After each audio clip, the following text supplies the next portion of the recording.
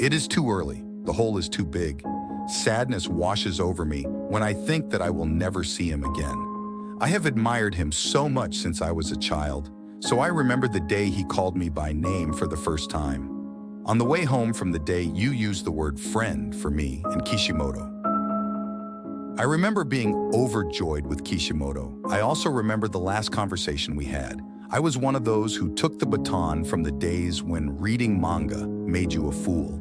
And he also created an era when both adults and children could enjoy reading manga.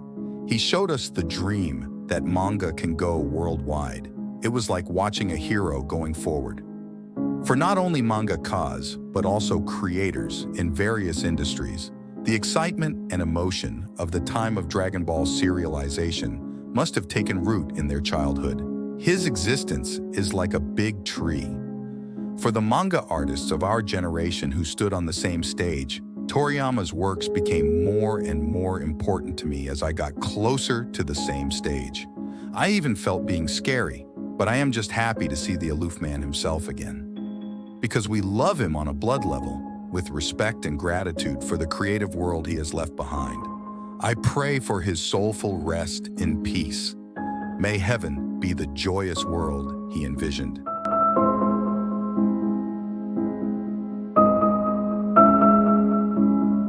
Honestly, I don't know what to write or how to write about something so sudden. However, for now, I would like to express my thoughts and feelings to Toriyama Sensei, something I wish he would have asked me someday. I grew up with Dr. Slump in the lower grades of elementary school and Dragon Ball in the upper grades, and it was natural for me to have his manga next to me as part of my life.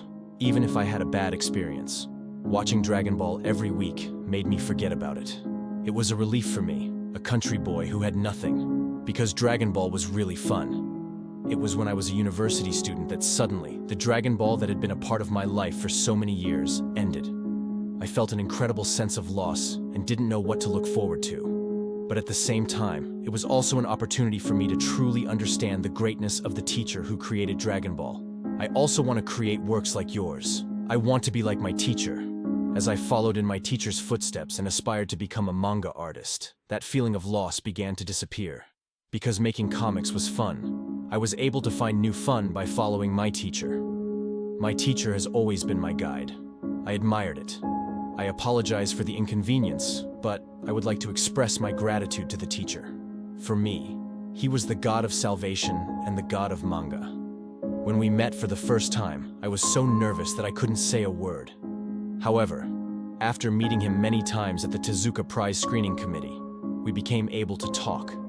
As Dragon Ball children, I and Mr. Oda went back to being children again, and when we talked excitedly about how much Dragon Ball was fun, as if we were competing with each other, I forgot how he looked a little shy and smiled. I can't. I have just received the news of the death of my teacher. I feel an even greater sense of loss than when Dragon Ball ended. I still don't know how to deal with this hole in my heart. Now I can't even read my favorite Dragon Ball. I don't feel like I've been able to properly write this sentence that I want to convey to my teacher. Everyone around the world was still looking forward to seeing your work. If Dragon Ball's one wish really comes true, I'm sorry. Maybe that's selfish, but it's sad, Sensei. Thank you, Akira Toriyama Sensei, for all of your enjoyable works over the past 45 years. And thank you very much for your hard work. We are sure that the remaining family members are still deeply hurt. Please take care of yourself. I pray that Mr. Akira Toriyama rests in peace.